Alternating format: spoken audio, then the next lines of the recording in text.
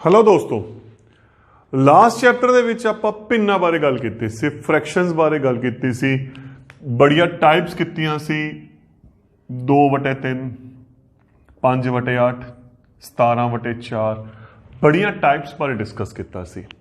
ਅੱਜ ਆਪਾਂ next topic ਦਸ਼ਮਲਵ ਦੀ ਗੱਲ ਕਰਦੇ ਹਾਂ। ਬੇਸਿਕਲੀ ਜੋ ਇਹ ਮਤਲਬ ਹੈ ਨਾ, ਇਹਦਾ ਨਾਮ ਹੈ ਨਾ, ਇਹਦਾ ਨਾਮ ਹੈਗਾ ਦਸ਼ਮਲਵ ਭਿੰਨ। ਅਗਰ ਇਹਨੂੰ ਆਪਾਂ ਐਕਚੁਅਲ ਗੱਲ ਕਰੀਏ ਤਾਂ ਇਸ ਨੂੰ ਦਸ਼ਮਲਵ ਭਿੰਨ ਜਾਂ ਡੈਸੀਮਲ ਫ੍ਰੈਕਸ਼ਨਸ ਬੋਲਦੇ ਆ। ਅਗਰ ਆਪਾਂ ਇਸ ਤੇ ਗੱਲ ਕਰੀਏ ਡੈਸੀਮਲ ਫ੍ਰੈਕਸ਼ਨਸ ਬੋਲਦੇ ਆ। ਕੀ ਖਾਸੀਅਤ ਹੁੰਦੀ ਹੈ, ਜਦੋਂ ਨਾਰਮਲ ਆਪਾਂ ਭਿੰਨਾਂ ਦੀ ਗੱਲ ਕੀਤੀ ਸੀ ਤਾਂ ਇੱਥੇ ਜੋ ਹਰ ਹੈ ਉਹ ਕੋਈ ਵੀ ਸੰਖਿਆ ਹੋ ਸਕਦੀ ਹੈ, 3 4 5 6, ਬਸ 0 ਤੋਂ ਬਿਨਾ 3 4 5 6 10 20 24।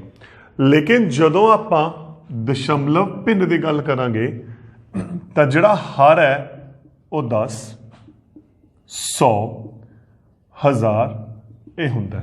ਹਾਂ, ਸਰਲ ਕਰਕੇ ਉਹ ਕੋਈ ਵੀ ਆ ਸਕਦਾ, ਪਰ ਜਦੋਂ ਦਸ਼ਮਲਵ ਤੇ ਗੱਲ ਕਰਦੇ ਆ ਤਾਂ ਆਪਾਂ ਜਿਹੜਾ ਬੇਸ ਹੈ ਉਹ 10 100 1000 ਜਾਂ ਇਹਦੇ ਗੁਣਨਖੰਡ 2 5 ਆਪਾਂ ਉਸ ਤੇ ਗੱਲ ਕਰ ਸਕਦੇ ਹਾਂ। ਮੈਂ ਉਦਾਹਰਨ ਲੈ ਕੇ ਚੱਲ ਰਿਹਾ, ਜਿਵੇਂ 5/10 17/10 48/10 125/10 25/100 45/100। ਤਾਂ ਜਿੱਥੇ ਹਰ ਦੇ ਵਿੱਚ 10 ਜਾਂ 10 ਦੀ ਘਾਤ ਵਾਲੇ ਹੋਣ, ਜਿਵੇਂ ਆਪਾਂ ਕਹਿ ਸਕਦੇ ਹਾਂ 100 1000 ਹੋਵੇ, ਉਹਨਾਂ ਨੂੰ ਕੀ ਬੋਲਦੇ ਆ ਆਪਾਂ? ਦਸ਼ਮਲਵ ਭਿੰਨ ਬੋਲਦੇ ਆ। ਦੇਖੋ ਉਹ ਇੱਕ ਅਲੱਗ ਚੀਜ਼ ਹੈ, ਇਹਨੂੰ ਆਪਾਂ ਹੱਲ ਕਰ ਸਕਦੇ ਹਾਂ, ਜਿਵੇਂ 5 ਏਕਮ 5 5, ਉਹ ਇੱਕ ਅਲੱਗ ਫੈਕਟਰ ਨੇ ਆਪਣੇ। ਪਰ ਜਦੋਂ ਆਪਾਂ ਉਹਨੂੰ ਦਸ਼ਮਲਵ ਦੇ ਵਿੱਚ ਬਦਲਣਾ ਹੈ, ਉਸ ਟਾਈਮ ਆਪਾਂ ਨੂੰ ਕੀ ਚਾਹੀਦੇ ਨੇ? 10 100 1000 10000 1 ਲੱਖ 10 ਲੱਖ। ਆਪਾਂ ਨੂੰ ਹਰ ਦੇ ਵਿੱਚ ਇਹ ਸੰਖਿਆਵਾਂ ਚਾਹੀਦੀਆਂ ਨੇ। ਤਾਂ ਦਸ਼ਮਲਵ ਭਿੰਨ ਕਿਹੜੇ ਹੋ ਗਏ? ਅਗਰ ਭਿੰਨ ਉਹ ਭਿੰਨ ਰੂਪ ਜਿਨ੍ਹਾਂ ਦਾ ਹਰ 10 100 1000 ਜਾਂ 2000 ਹੋਵੇ, ਇਹ ਤਾਂ ਹੋ ਗਿਆ ਇਹਦਾ ਭਿੰਨ ਰੂਪ। ਇੱਕ ਬੜੀ ਇੰਪੋਰਟੈਂਟ ਚੀਜ਼ ਹੈ, ਤੁਹਾਡੇ ਕੋਲੇ ਜਿਓਮੈਟਰੀ ਬਾਕਸ ਹੈ, ਜਿਓਮੈਟਰੀ ਬਾਕਸ ਦੇ ਵਿੱਚ ਇੱਕ ਫੁੱਟਾ ਪਿਆ ਜਿਹਨੂੰ ਆਪਾਂ ਸਕੇਲ ਬੋਲਦੇ ਹਾਂ, ਜਿਹਦੇ ਨਾਲ ਤੁਸੀਂ ਲਾਈਨਾਂ ਖਿੱਚਦੇ ਹੋ, ਹੈ ਨਾ। ਮੈਂ ਇੱਕ ਛੋਟੀ ਜਿਹੀ ਸ਼ਕਲ ਬਣਾ ਰਿਹਾ। ਆ ਇੱਕ ਸਕੇਲ ਹੈ, 0 1 2 3 4 5 6 7 8 9 10 11 12 13 14 15। ਤਾਂ ਉਸ ਫੁੱਟਾ, ਜਿਹੜਾ ਛੋਟਾ ਫੁੱਟਾ ਹੁੰਦਾ ਜੋ ਜਿਓਮੈਟਰੀ ਦੇ ਵਿੱਚ ਆ ਜਾਂਦਾ ਹੈ, ਇੱਕ ਪਾਸੇ 15 ਨਿਸ਼ਾਨ ਹੈ, ਇੱਕ ਪਾਸੇ 6 ਨਿਸ਼ਾਨ ਹੁੰਦੇ ਹੈ। ਲਗਭਗ 0 1 2 3 4 5 6। ਜਿੱਧਰ ਦਾ 15 ਨਿਸ਼ਾਨ ਹੁੰਦੇ ਹੈ ਉਸ ਨੂੰ ਆਪਾਂ ਬੋਲਦੇ ਹਾਂ ਸੈਂਟੀਮੀਟਰ। ਜਿੱਧਰ 6 ਨਿਸ਼ਾਨ ਹੁੰਦੇ ਹੈ ਉਹਨਾਂ ਨੂੰ ਆਪਾਂ ਇੰਚ ਬੋਲਦੇ ਹਾਂ। ਕੁਛ ਧਿਆਨ 'ਚ ਆਇਆ ਨਾ? ਉਹਨਾਂ ਨੂੰ ਆਪਾਂ ਕੀ ਬੋਲਦੇ ਹਾਂ? ਇੰਚ ਬੋਲਦੇ ਹਾਂ। ਅੱਗੇ ਇਹਨਾਂ ਦੇ ਵਿੱਚ ਵੀ ਹੁੰਦਾ, ਦੇਖੋ ਇੱਕ ਨਿਸ਼ਾਨ ਥੋੜਾ ਜਿਹਾ ਵੱਡਾ ਹੁੰਦਾ। ਅਗਰ ਤੁਸੀਂ ਫੱਟੇ ਨੂੰ ਧਿਆਨ ਨਾਲ ਦੇਖੋ, ਇਹ ਬਿਲਕੁਲ ਵਿਚਾਲੇ ਹੁੰਦਾ ਤੇ ਉਸ ਤੋਂ ਬਾਅਦ ਇੱਥੇ ਛੋਟੇ ਛੋਟੇ 4 ਨਿਸ਼ਾਨ ਹੁੰਦੇ ਨੇ, 1 2 3 4 2 3 4 1 2 3 4 1। ਇਸ ਤਰੀਕੇ ਨਾਲ ਆਪਣੇ ਫੱਟੇ ਤੇ ਨਿਸ਼ਾਨ ਲੱਗੇ ਹੁੰਦੇ ਨੇ। ਕੁਛ ਦੇਖਿਆ ਧਿਆਨ ਨਾਲ? ਫੱਟਾ ਤੁਹਾਡੇ ਕੋਲੇ ਸਾਰਿਆਂ ਕੋਲੇ ਜਿਓਮੈਟਰੀ ਬਾਕਸ ਦੇ ਵਿੱਚ ਹੈਗੇ। ਅਗਰ ਉਹਨੂੰ ਆਬਜ਼ਰਵ ਕਰੋਗੇ ਤਾਂ ਤੁਹਾਨੂੰ ਇਸ ਟਾਈਪ ਦੇ ਕੀ ਮਿਲਣਗੇ? ਨਿਸ਼ਾਨ ਮਿਲਣਗੇ। ਤਾਂ ਜਿਹੜੇ ਤਾਂ 1 2 3 4 5 6 ਪੂਰੇ ਨੇ, ਇਹ ਤਾਂ ਆਪਣੀਆਂ ਪੂਰਨ ਸੰਖਿਆਵਾਂ ਹੋ ਗਈਆਂ। ਪਰ ਜਦੋਂ ਆਪਾਂ ਨਿਸ਼ਾਨਾਂ ਦੀ ਗੱਲ ਕਰਦੇ ਹਾਂ, ਮਤਲਬ ਮੰਨ ਲਓ ਮੈਂ ਇੱਕ ਰੇਖਾ ਖਿੱਚਦੀ, ਆਪਾਂ ਇਸ ਨੂੰ ਮਾਪਣ ਨੂੰ ਕਹਿਤਾ, ਫੱਟੇ ਨਾਲ ਮਾਪੋ। ਕੀ ਇਹ ਜ਼ਰੂਰੀ ਹੈ ਕਿ ਇਹ ਇੱਕ ਕੰਪਲੀਟ ਸੰਖਿਆ ਹੋਊਗੀ 7 8 9 5 ਸੈਂਟੀਮੀਟਰ? ਨਹੀਂ, ਇਹ ਵੀ ਹੋ ਸਕਦਾ ਹੈ ਇਹ ਦੇਖੋ ਇਹਦੇ ਇੱਥੋਂ ਤੱਕ ਆ ਜੇ। ਅਗਰ ਮਾਪਾਂਗੇ ਇੱਥੋਂ ਤੱਕ ਆ ਜੇ। ਹੁਣ ਇੱਥੋਂ ਤੱਕ ਅਗਰ ਆਪਾਂ ਦੇਖਿਆ ਤਾਂ ਇਹ ਲਗਭਗ 4 ਆ ਰਿਹਾ, 4 ਆ ਰਿਹਾ। ਅੱਗੇ ਜਾ ਕੇ 7ਵਾਂ ਹਿੱਸਾ ਇੱਕ ਹੋਰ ਆ ਰਿਹਾ 4 ਅਤੇ ਅੱਗੇ ਇੱਕ 7ਵਾਂ ਹਿੱਸਾ ਹੋਰ ਆ ਰਿਹਾ ਨਾ। ਤਾਂ ਜਿਹੜਾ 7ਵਾਂ ਹਿੱਸਾ ਹੈ ਨਾ, ਇਹ ਹਿੱਸੇ ਆ ਗਏ ਅੱਗੇ, ਜਿੱਥੇ ਆਪਾਂ ਇਕਾਈਆਂ ਨੂੰ ਵਿੱਚ ਬਦਲਤਾ, ਉਹ ਹਿੱਸੇ ਅਸਲ ਦੇ ਵਿੱਚ ਕੀ ਹੁੰਦੇ ਨੇ? ਦਸ਼ਮਲਵ ਹੁੰਦੇ ਨੇ। ਦਸ਼ਮਲਵ ਹੁੰਦੇ ਆ। ਆਪਾਂ ਭਾਰ ਦੀ ਗੱਲ ਕਰਦੇ ਆ, ਭਾਰ ਦੀ ਗੱਲ ਕਰਦੇ ਆ ਨਾ, ਵੀ ਤੁਹਾਡਾ ਕਿੰਨਾ ਭਾਰ ਹੈ? 20 ਕਿਲੋ, 25 ਕਿਲੋ, 26 ਕਿਲੋ, ਜਾਂ 25.5 ਵੀ ਹੋ ਸਕਦਾ ਹੈ, 26.5 ਵੀ ਹੋ ਸਕਦਾ ਹੈ, 28.5 ਵੀ ਹੋ ਸਕਦਾ ਹੈ, 29.300 ਗ੍ਰਾਮ ਵੀ ਹੋ ਸਕਦਾ ਹੈ। ਆਪਾਂ ਦੇਖਦੇ ਹਾਂ ਆਪਣੀ ਜ਼ਿੰਦਗੀ 'ਚ ਇਹ ਸ਼ਬਦ ਨੇ। ਤਾਂ ਇਹਨਾਂ ਜਗ੍ਹਾ ਤੇ ਇਹਨਾਂ ਸ਼ਬਦਾਂ ਦੇ ਵਿੱਚ ਆਪਾਂ ਦਸ਼ਮਲਵ ਦੀ ਵਰਤੋਂ ਕਰਦੇ ਹਾਂ। ਹੁਣ ਦਸ਼ਮਲਵ ਨੂੰ ਕਿਵੇਂ ਲਿਖਿਆਵਾਂਗੇ? ਸਭ ਤੋਂ ਇੰਪੋਰਟੈਂਟ ਚੀਜ਼, ਦਸ਼ਮਲਵ ਲਿਖਦੇ ਕਿਵੇਂ ਹੈ? ਸਭ ਤੋਂ ਪਹਿਲਾਂ ਆਪਾਂ ਗੱਲ ਕਰਦੇ ਹਾਂ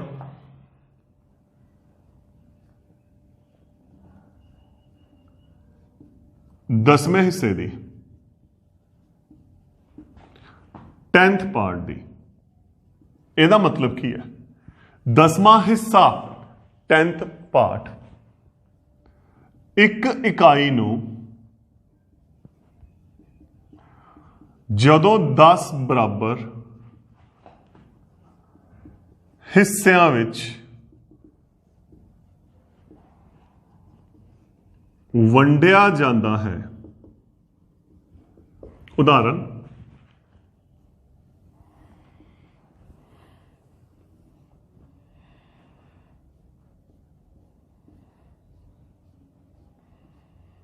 मैं एक इकाई कोई भी हो सकती, एक स्ट्रिप ले ली। देखो ध्यान वाले 10 हिस्से हैं, 10 हिस्से हैं, 10 हिस्से है ना। मैंने की किया, 4 हिस्सियां दे विच रंग भरता, 4 हिस्सियां च रंग भरता। तो जो रंगीन भाग है 10 विचों 4 हिस्से है, तो मैं भिन्न की गल करा, ये हो गया 4/10। एक छोटी जी आप गल कर रहे हैं 4/10। ये आप पिछले चैप्टर दे विच भिन्ना दे विच कर चुके सी। मान लो अगर 4 की थां ते आप 6 भर दिए तो वह हो जाएंगे 10 विचों 6। तो जी भिन्न बननी है, वह की बननी है? 6/10 बननी है। ठीक हो गया, यही बननी है ना। हुण करना की आपां, हुण इहनूं लिखांगे किवें? आपां एक इकाई नूं जदों 10 विचों एक नूं आपां रंग दिंदे आ 1/10, उहनूं बोलदे आ 10वां हिस्सा, उहनूं बोलदे आ आपां 10वां हिस्सा। इत्थे अपने कोले 10 विचों 4 रंगे गए, तो यह हो गया 4/10वां हिस्सा, 4/10, 4/10वां हिस्सा। सेम ये की हो गया 6/10वां हिस्सा, मतलब 4/10, 6/10। देखो की किता, आपां एक इकाई नूं 10 हिस्सियां च वंडता, 10 विचों आपां 4 हिस्से ले ले, एक हिस्से नूं तां आपां 10वां हिस्सा कहने आ, तां 4 हिस्से की हो गए 4/10वां या 4/10वें हिस्से। अगर आप 6 लैके चलांगे तो यह हो जू 6/10वां हिस्सा या 6/10वें हिस्से। हुण सब तो इंपॉर्टेंट चीज़ इनू आप लिखते किवें आ? सब तो इंपॉर्टेंट चीज़, जो दशमलव है ना, उन्होंने आप बिंदु नाल दर्शाने आ, डॉट, एक डॉट। जिथे डॉट पाता आप संख्यावां दे विचकार, इहदा मतलब वो दशमलव है। तो इनू आप किवें लिखांगे? 4/10वें का मतलब 0.4। आप डिटेल्स गल करते हैं। 6/10वें का मतलब 0.6। आप हुण तक इकाई सिस्टम बारे, संख्या प्रणाली बारे बड़ी डिटेल्स गल की हुई है। इकाई, दहाई, सैकड़ा। तो की किता होया देखो, आप अपने को सिस्टम की चलता है। मैं एक रेखा मारती इत्थे। सब तो पहला अपने को इकाई हुंदा है, फिर अपने को दहाई आंदा है, दहाई का अंक आंदा है, फिर अपने को सैकड़े का अंक आंदा है। कोई भी आप अंक लिख सकते हैं। इस तरीके नाल अगे वधांदे होए 1000, 10,000 ਲੱਖ 10 ਲੱਖ।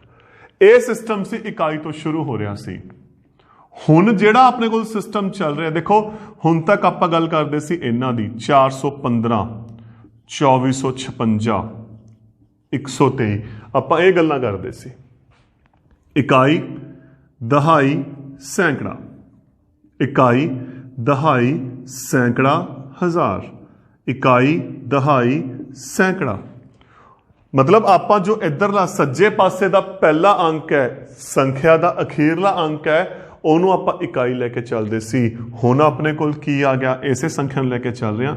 ਆ ਦੇਖੋ ਆ ਗਿਆ, ਇਹ ਹੋ ਗਿਆ 415। ਇਹਨੂੰ ਕੀ ਬੋਲਦੇ ਆ? 415। ਇਹਨੂੰ ਅੱਡ ਬੋਲਦੇ ਆ, ਇਹਨੂੰ ਅੱਡ ਬੋਲਦੇ ਆ। ਇਹ ਗਲਤ ਆ। ਇਹ 4155 ਨਹੀਂ ਬੋਲਣਾ, ਵਿਚਾਲੇ ਬਿੰਦੂ ਲੱਗ ਗਿਆ ਤੇ ਬਿੰਦੂ ਦਾ ਮਤਲਬ ਕੀ ਹੈ? ਦਸ਼ਮਲਵ। ਜਿਹੜਾ ਬਿੰਦੂ ਲੱਗਿਆ ਵਿਚਾਲੇ, ਇਹਦਾ ਮਤਲਬ ਕੀ ਹੈ? ਦਸ਼ਮਲਵ। ਤਾਂ ਇਹਨੂੰ ਕੀ ਬੋਲਾਂਗੇ? ਪਹਿਲਾਂ ਦਸ਼ਮਲਵ ਤੋਂ ਪਹਿਲਾਂ ਵਾਲਾ ਦਸ਼ਮਲਵ ਬੋਲ ਕੇ 5, 415.5, ਜਾਂ ਕਈ ਇਹਨੂੰ ਪੁਆਇੰਟ ਸ਼ਬਦ ਇੰਗਲਿਸ਼ ਵਾਲੇ ਨੂੰ ਪੰਜਾਬੀ ਚ ਵੀ ਬੋਲ ਦਿੰਦੇ ਆ 0.5, ਤਾਂ ਵੀ ਕੋਈ ਦਿੱਕਤ ਨਹੀਂ ਹੈਗੀ। ਅਸਲ ਸ਼ਬਦ ਕੀ ਹੈ? ਦਸ਼ਮਲਵ ਹੈ। 415.5। ਇਦੋਂ ਪਹਿਲਾਂ ਇਕਾਈਆਂ ਐਂ ਚੱਲਦੀਆਂ ਸੀ। ਹੁਣ ਆਪਾਂ ਇੱਧਰਲੇ ਹਿੱਸੇ ਸ਼ੁਰੂ ਕਰ ਰਹੇ ਹਾਂ। ਇੱਥੇ ਇਹ ਹੁੰਦਾ 10ਵਾਂ ਹਿੱਸਾ। ਇਹ ਕਿਹੜਾ ਹਿੱਸਾ ਹੋ ਗਿਆ? 10ਵਾਂ। ਇਕਾਈ ਨੂੰ ਆਪਾਂ 1 ਲੈ ਕੇ ਚੱਲਦੇ ਹਾਂ, ਦਹਾਈ ਨੂੰ 10, ਸੈਂਕੜਾ 100, ਹਜ਼ਾਰ ਨੂੰ 1000, ਤੇ 10ਵੇਂ ਦੀ ਆਪਾਂ ਕੀ ਗੱਲ ਕੀਤੀ ਹੈ? 1/10। ਤਾਂ ਜੋ 10ਵਾਂ ਹਿੱਸਾ ਹੁੰਦਾ ਹੈ ਉਹਨੂੰ ਆਪਾਂ, ਕਿਉਂਕਿ ਜਦੋਂ ਆ ਦਸ਼ਮਲਵ ਆ ਗਿਆ, ਜਿਹੜੀ ਲਾਈਨ ਮੈਂ ਲਗਾਈ ਹੈ ਇੱਥੇ, ਇਹ ਦਸ਼ਮਲਵ ਨੂੰ ਦਰਸਾਉਂਦੀ ਹੈ। ਤਾਂ ਦਸ਼ਮਲਵ ਤੋਂ ਪਹਿਲਾਂ ਤਾਂ ਆਪਣਾ ਕੰਮ ਇਸ ਅਕੋਰਡਿੰਗ ਚੱਲਣਾ। ਹੁਣ ਆਪਾਂ ਜਿਹੜੀ ਗੱਲ ਕਰਨੀ ਹੈ ਇਸ ਤੋਂ ਬਾਅਦ ਕਰਨੀ ਹੈ 10ਵਾਂ। ਜਦੋਂ ਆਪਾਂ ਅਗਲੇ ਪਾਰਟ 'ਚ ਗੱਲ ਕਰਾਂਗੇ, ਮੈਂ ਇੱਕ ਥੋੜੀ ਸੰਖਿਆ ਹੀ ਵਧਾ ਰਿਹਾ, ਇੱਥੇ ਬਣ ਜਾਊਗਾ 100ਵਾਂ ਹਿੱਸਾ 1/100। ਤਾਂ ਆਪਾਂ ਜੋ ਹਾਲੇ ਫਿਲਹਾਲ ਗੱਲ ਕਰ ਰਹੇ ਹਾਂ, ਆਪਾਂ ਜੋ ਗੱਲ ਕਰ ਰਹੇ ਹਾਂ ਉਹ 10ਵੇਂ ਹਿੱਸੇ ਦੀ ਗੱਲ ਕਰ ਰਹੇ ਹਾਂ। ਤਾਂ ਦੇਖੋ, ਜਦੋਂ ਆਪਾਂ ਸੰਖਿਆਵਾਂ ਨੂੰ ਲਿਖਣਾ ਹੈ ਤਾਂ ਸਭ ਤੋਂ ਪਹਿਲਾਂ ਲਿਖਣਾ ਕਿਵੇਂ ਹੈ ਉਹ ਗੱਲ ਕਰਦੇ ਹਾਂ ਕਿ ਸੰਖਿਆਵਾਂ ਕਿਵੇਂ ਕਿਵੇਂ ਲਿਖਣਾ ਹੈ। ਪਹਿਲੀ example 34.8, number 2 6.9, number 3 7.8, number 4 58.4, number 5 312.6। ਮੈਂ ਇੱਥੇ ਕੁਝ ਉਦਾਹਰਨਾਂ ਲਈ ਹੈ। ਆਪਾਂ 10ਵੇਂ ਹਿੱਸੇ ਦੀ ਗੱਲ ਕਰ ਰਹੇ ਹਾਂ। 10ਵੇਂ ਹਿੱਸੇ ਦਾ ਮਤਲਬ ਦਸ਼ਮਲਵ ਤੋਂ ਬਾਅਦ ਇੱਕ ਅੰਕ ਦੀ ਆਪਾਂ ਗੱਲ ਕਰ ਰਹੇ ਹਾਂ ਫਿਲਹਾਲ, ਜਿੱਥੇ ਆਪਾਂ ਇੱਕ ਸੰਖਿਆ ਦੇ 10 ਭਾਗ ਕੀਤੇ ਹੋਏ ਨੇ। ਤਾਂ ਦੇਖੋ ਇਹਨੂੰ ਲਿਖਣਾ ਕਿਵੇਂ ਹੈ।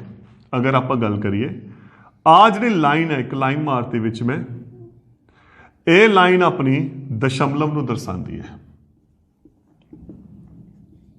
ਦਸ਼ਮਲਵ, ਉਸ ਤੋਂ ਬਾਅਦ ਇਕਾਈ, ਦਹਾਈ, ਸੈਂਕੜਾ, ਤੇ ਇੱਧਰ ਕੀ ਆ ਗਿਆ? 10ਵਾਂ ਹਿੱਸਾ, ਕਿਉਂਕਿ ਦਸ਼ਮਲਵ ਹਿੱਸਾ ਹੁੰਦਾ ਹੈ। ਇਹ ਹੁੰਦਾ ਆਪਣੇ ਕੋਲੇ 1/10, 1, 10, 100। ਅਗਰ ਪਹਿਲੀ ਉਦਾਹਰਨ ਨੂੰ ਲਿਖਾਂ, ਦੇਖੋ ਸਭ ਤੋਂ ਪਹਿਲਾਂ ਤੁਸੀਂ ਦਸ਼ਮਲਵ ਲੈ ਕੇ ਚੱਲਣਾ। ਆ ਰਿਹਾ ਜੀ ਦਸ਼ਮਲਵ 34, ਦਸ਼ਮਲਵ ਤੋਂ ਪਹਿਲਾਂ ਆ ਗਿਆ 3, 4, 34.8। ਤਾਂ ਦੇਖੋ ਇਕਾਈ ਦਾ ਅੰਕ ਆ ਗਿਆ 4, ਦਹਾਈ ਦਾ ਆ ਗਿਆ 3, ਕਿਉਂਕਿ ਉਹ ਦਸ਼ਮਲਵ ਤੋਂ ਪਹਿਲਾਂ ਹੈ, ਤੇ ਦਸ਼ਮਲਵ ਤੋਂ ਬਾਅਦ ਵਾਲਾ ਅੰਕ ਕੀ ਆ ਗਿਆ? 10ਵਾਂ ਹਿੱਸਾ, 8 10ਵਾਂ ਹਿੱਸਾ। ਦੂਜਾ ਦੇਖੋ 6.9, ਤੀਸਰਾ ਪਹਿਲਾ ਪੁਆਇੰਟ ਲੱਗ ਗਿਆ 8, 5 ਪੁਆਇੰਟ ਇੱਧਰ, ਪੁਆਇੰਟ 4। ਅੱਗੇ ਦੇਖਦੇ ਹਾਂ 2, 1, 3.6। ਤਾਂ ਆਪਾਂ ਦੇਖੋ ਹੱਲ ਕੀਤਾ। ਆਪਣੇ ਕੋਲ ਕੀ ਆ ਚੁੱਕਿਆ ਹੈ? ਕੀ ਆ ਚੁੱਕਿਆ ਆਪਣੇ ਕੋਲੇ? ਇਕਾਈ ਦਾ ਅੰਕ ਪਹਿਲੇ 'ਚ ਹੋ ਗਿਆ 4, ਦਹਾਈ ਦਾ 3, ਤੇ 10ਵਾਂ ਹਿੱਸਾ ਹੋ ਗਿਆ 8। ਦੂਜੇ 'ਚ ਇਕਾਈ ਦਾ ਅੰਕ 6, 10ਵਾਂ ਹਿੱਸਾ 9। ਤੀਜੇ 'ਚ ਆਪਾਂ ਉਹਦੇ ਚੌਥੀ ਉਦਾਹਰਨ ਲਈ ਹੈ 854 ਆ ਵੀ ਲਿਖ ਲੈਂਦੇ ਆ 7.8।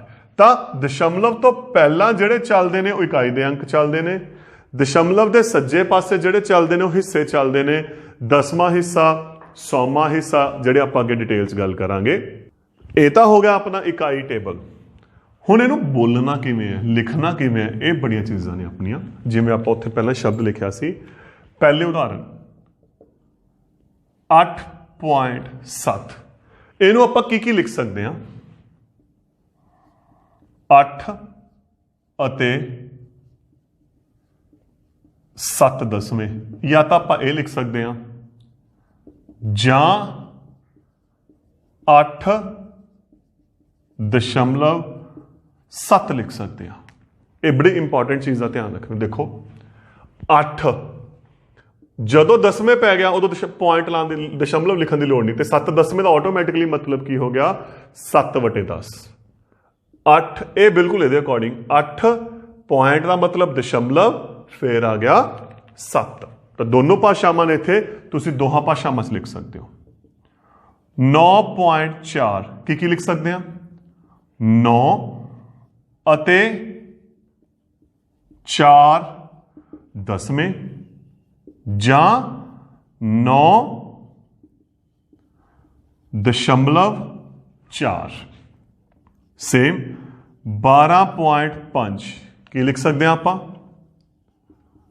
12 ਅਤੇ 5 ਦਸਵੇਂ ਹਿੱਸੇ, ਜਾਂ 12.5। ਹੋਰ ਉਦਾਹਰਨ ਆ ਗਿਆ, ਕੀ ਲਿਖ ਸਕਦੇ ਹੋ ਦੱਸੋ?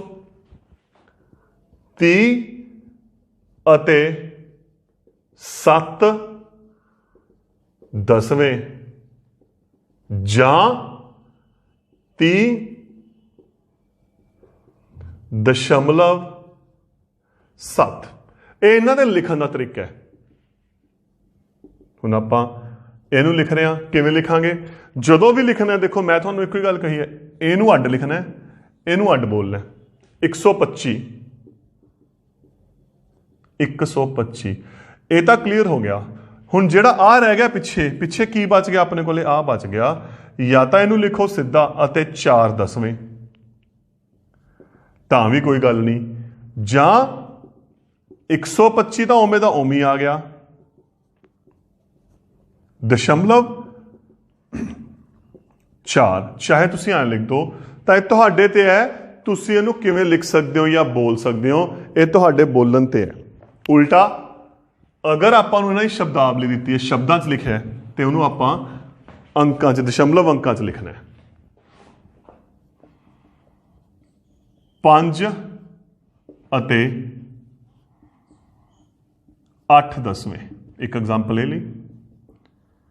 7.9, 15 ਅਤੇ 3 ਦਸਵੇਂ, 24.1, 125.7। ਤਾਂ ਕੁਝ ਕੁ ਆਪਾਂ ਉਦਾਹਰਨ ਲਿਖ ਲਈਆਂ। ਉਲਟਾ 5 ਅਤੇ ਪੈ ਗਿਆ, ਤਾਂ ਅਤੇ ਦੱਸ ਰਿਹਾ ਦਸ਼ਮਲਵ ਨੂੰ, 8 ਦਸਵੇਂ ਹਿੱਸੇ ਹੋ ਗਏ, 0.8।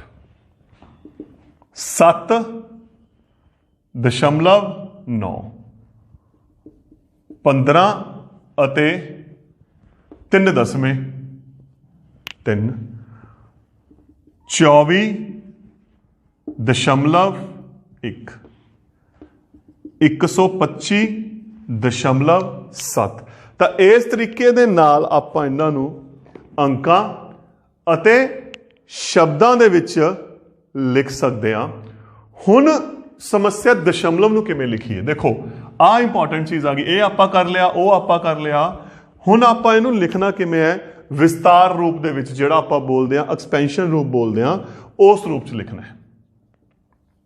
2.4 यही है ना, देखो है कि यह अगर इनू मैं शब्दां च लिखा 2 ਅਤੇ 4/10 ਇਹ ਆਪਣੇ ਕੋਲੇ 2 + 4/10 ਅਸਲ ਦੇ ਵਿੱਚ ਇਹ ਆਪਣੇ ਕੋਲੇ।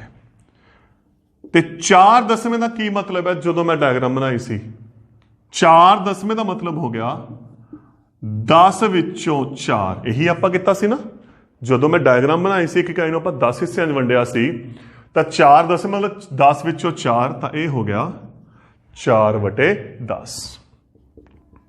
5.8 ਤਾਂ ਫਿਰ ਕੀ ਲਿਖਾਂਗੇ 5 ਅਤੇ 8/10 ਆਈ ਲਿਖਾਂਗੇ ਨਾ। ਤੇ ਅਤੇ ਦਾ ਮਤਲਬ ਹੋ ਗਿਆ ਪਲੱਸ 8/10।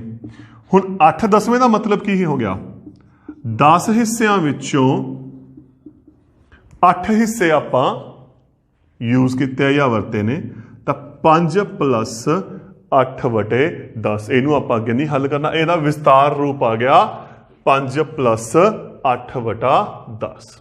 ਅੱਗੇ 12.6 ਮੈਂ ਲਿਖ ਰਿਹਾ।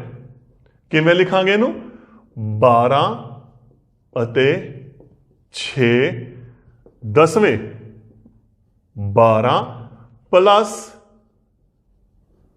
ਪਹਿਲਾਂ ਇਹਨੂੰ ਕੱਲੇ ਨੂੰ ਸਪਲਿਟ ਕਰੋ, ਇਹਨੂੰ ਅੱਡ ਕਰੋ, ਇਹਨੂੰ ਅੱਡ ਕਰੋ, ਕਰਤਾ। ਹੁਣ ਕੱਲਾ ਕੱਲਾ ਕਰ ਦੋ।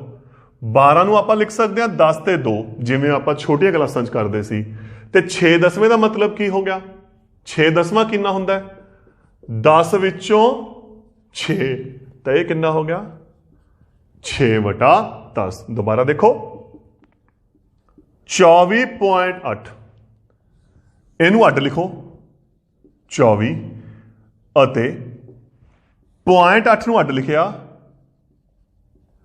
8/10 24 ਅਤੇ ਦਾ ਮਤਲਬ ਉਰੇ ਆ ਗਿਆ ਪਲੱਸ 8/10। ਫਿਲਹਾਲ ਆਪਣੇ ਕੋਲ ਆ ਬਣ ਗਿਆ 8/10 ਦਾ ਕੀ ਮਤਲਬ ਹੈ 10 ਵਿੱਚੋਂ 8। 24 ਨੂੰ ਆਪਾਂ ਕਿਵੇਂ ਲਿਖਦੇ ਹਾਂ 20 ਤੇ 4 ਆਈ ਲਿਖਾਂਗੇ ਇਕਾਈ ਤੇ ਦਹਾਈ। ਤੇ 8/10 ਨੂੰ ਕਿਵੇਂ ਲਿਖਿਆ 8/10। ਆਪਾਂ ਇਹਨੂੰ ਡਾਇਰੈਕਟ ਲਿਖਣ ਦੀ ਕੋਸ਼ਿਸ਼ ਨਹੀਂ ਕਰਨੀ, ਆਪਾਂ ਇਹਨੂੰ ਕਿਵੇਂ ਲਿਖਣ ਦੀ ਕੋਸ਼ਿਸ਼ ਕਰਨੀ ਹੈ ਕੱਲਾ ਕੱਲਾ ਕਰਕੇ ਕਿ ਕਨਸੈਪਟ ਬਣਿਆ ਕਿਵੇਂ ਹੈ ਅਸਲ ਦੇ ਵਿੱਚ ਆਪਾਂ ਉਹਦੇ ਅਕੋਰਡਿੰਗ ਲਿਖਣਾ ਹੈ। ਅੱਗੇ ਦੇਖੋ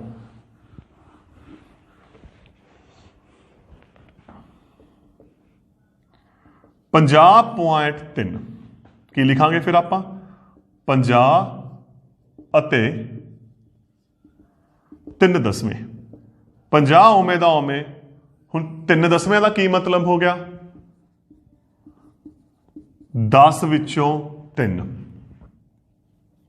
3/10 128.6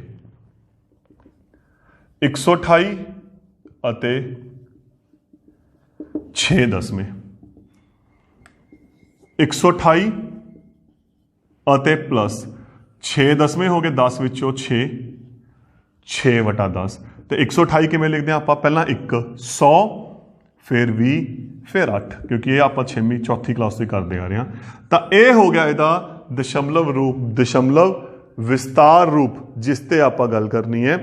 ਤਾਂ ਇੱਥੇ ਦੇਖੋ ਜਿਹੜੀ ਆਪਾਂ ਹੁਣ ਗੱਲ ਕੀਤੀ ਉਹ ਕੀ ਗੱਲ ਕੀਤੀ ਹੈ ਇੱਕ ਦਸ਼ਮਲਵ ਵਾਲੀ ਸੰਖਿਆ ਨੂੰ ਵਿਸਤਾਰ ਰੂਪ ਦੇ ਵਿੱਚ ਕਿਵੇਂ ਬਦਲਣਾ ਹੈ। ਆਪਾਂ ਇੱਕ ਅੱਧੀ ਉਦਾਹਰਨ ਹੋਰ ਵੀ ਲਿਖ ਸਕਦੇ ਹਾਂ 205.8 ਕਿਵੇਂ ਲਿਖਾਂਗੇ ਦੱਸੋ 205 ਅਤੇ ਇਹਨੂੰ ਅੱਡ ਕਰਤਾ ਇਹਨੂੰ ਅੱਡ ਕਰਤਾ 8/10 205 ਕਿਵੇਂ ਲਿਖਿਆ ਜਾਊ ਪਹਿਲਾਂ 2 ਦੇ ਹਿਸਾਬ ਨਾਲ 200 0 ਲੋੜ ਨਹੀਂ ਅਤੇ 5 8/10 ਦਾ ਮਤਲਬ 8/10। ਇੱਕ ਐਗਜ਼ਾਮਪਲ ਹੋਰ ਲੈ ਲੈਂਦੇ ਹਾਂ 190.6 190 ਅੱਡ ਅਤੇ 6/10 190 ਹੋ ਗਿਆ 100 ਤੇ 90 ਠੀਕ ਅਤੇ ਹੋ ਗਿਆ ਪਲੱਸ 6/10 ਹੋ ਗਿਆ 10 ਵਿੱਚੋਂ 6 6/10। ਇਹ ਹੋ ਗਿਆ ਇਸ ਦਾ ਵਿਸਤਾਰ ਰੂਪ। ਦੇਖੋ ਕੋਸ਼ਿਸ਼ ਕੀ ਆਪਾਂ ਡਾਇਰੈਕਟ ਨਹੀਂ ਕਰਨਾ, ਆਪਾਂ ਇਹਨੂੰ ਤੋੜਿਆ ਪਹਿਲਾਂ ਕੱਲਾ ਕੱਲਾ ਕੀਤਾ ਉਦੋਂ ਬਾਅਦ ਉਹਨੂੰ ਲਿਖਿਆ, ਫਿਰ ਆਪਾਂ ਬਦਲਿਆ। ਤਾਂ ਤੁਸੀਂ ਵੀ ਇਹੀ ਕੋਸ਼ਿਸ਼ ਕਰਨੀ ਹੈ ਕਿ ਇਹਨੂੰ ਪਹਿਲਾਂ ਕੱਲਾ ਕੱਲਾ ਕਰੋ। ਹੁਣ ਉਲਟਾ ਚੱਲਦੇ ਹਾਂ। ਉਲਟਾ ਕੀ ਕਹਿੰਦੇ ਆ, ਹੁਣ ਆਪਾਂ ਉਹਨੂੰ ਦਸ਼ਮਲਵ ਅੰਕ 'ਚ ਲਿਖਣਾ ਹੈ।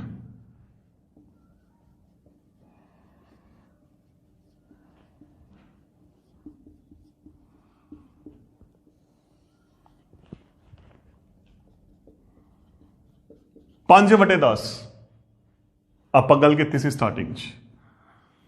0.8 ਦੇਖੋ ਉਲਟਾ ਚਲਾ ਰਿਹਾ, 0.8 8 ਦਸਵੇਂ 8 ਵਟਾ 10, ਇਹਦਾ ਮਤਲਬ 0.8 8 ਵਟਾ 10 ਹੋ ਗਿਆ।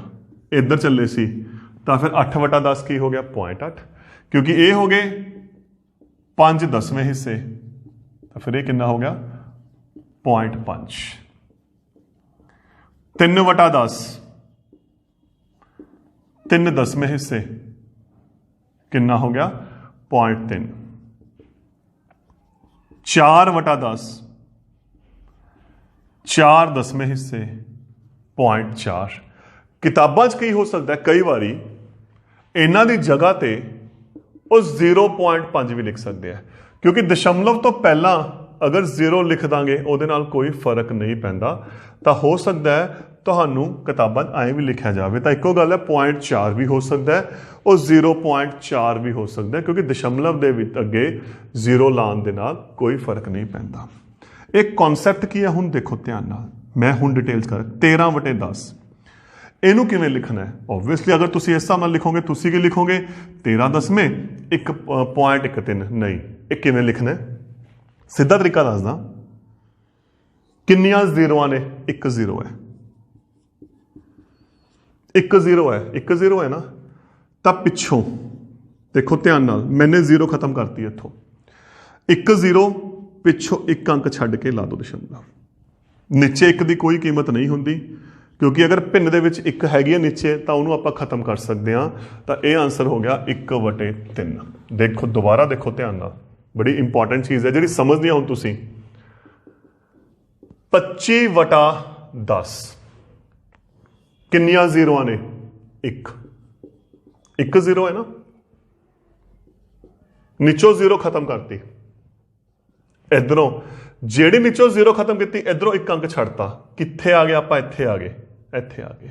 ਤਾਂ ਇਹਦਾ ਕਿੰਨਾ ਆਨਸਰ ਆ ਗਿਆ 2.5। 46 ਵਟਾ 10 1 0 ਇਧਰਲੇ ਪਾਸਿਓਂ 1 ਅੱਖਰ ਛੱਡਤਾ, ਪੁਆਇੰਟ ਲੱਗ ਗਿਆ, ਤਾਂ ਇੰਨਾ ਹੋ ਗਿਆ 4.6। 149 ਵਟੇ 10 ਹਾਂਜੀ 1 0 ਕੀ ਕਰਾਂਗੇ, 1 0 ਇੱਥੋਂ ਖਤਮ ਕੀਤੀ, 1 ਅੰਕ ਛੱਡਤਾ, ਤਾਂ ਦਸ਼ਮਲਵ ਇੱਥੇ ਆਣਾ, ਕਿੰਨਾ ਆ ਗਿਆ 14.9। 258 ਵਟੇ 10 1 0 ਦੇਖੋ ਆਹੀ ਕਰਾਂਗੇ ਨਾ, ਮੈਂ ਡਾਇਰੈਕਟ ਲਿਖ ਰਿਹਾ, ਪਿੱਛੋਂ 1 ਛੱਡਤਾ, ਤਾਂ ਇਹ ਆ ਗਿਆ 25.8। ਠੀਕ ਹੋਇਆ, ਕੀ ਕੀਤਾ 1 0 ਤਾਂ ਪਿੱਛੋਂ ਆਪਾਂ 1 ਅੰਕ ਛੱਡਤਾ। ਸੇਮ ਇੱਕ ਦੋ ਐਗਜ਼ਾਮਪਲਾਂ ਹੋਰ ਦੇਖ ਲੈਂਦੇ ਆ। 429 ਵਟਾ 10 1 0 ਪਿੱਛੋਂ 1 ਅੰਕ ਛੱਡਿਆ, 42 ਵਟਾ 9 42.9। 1345 ਵਟਾ 10 ਸਿੱਧਾ ਸਿਸਟਮ, ਹੁਣ 1 0 ਪਿੱਛੋਂ 1 ਅੰਕ ਛੱਡਤਾ, ਪੁਆਇੰਟ ਇੱਥੇ, ਲਾਸਟ 2 4 6 9 ਪਿੱਛੋਂ 1 0 ਛੱਡੀ, ਪੁਆਇੰਟ ਇੱਥੇ ਲੱਗ ਗਿਆ। ਤਾਂ ਇਹ ਸੀ ਆਪਣਾ ਦਸ਼ਮਲਵ ਦੇ 10ਵੇਂ ਹਿੱਸੇ ਦੀ ਗੱਲ, ਜਿਸ ਤੇ ਆਪਾਂ ਥੋੜੀ ਜਿਹੀ ਗੱਲ ਕੀਤੀ ਹੈ, ਚਰਚਾ ਕੀਤੀ ਹੈ। ਅਗਲੇ ਪਾਰਟ 'ਚ ਆਪਾਂ ਅਗਲੇ ਟੌਪਿਕਸ ਤੇ ਗੱਲ ਕਰਾਂਗੇ। Thank you.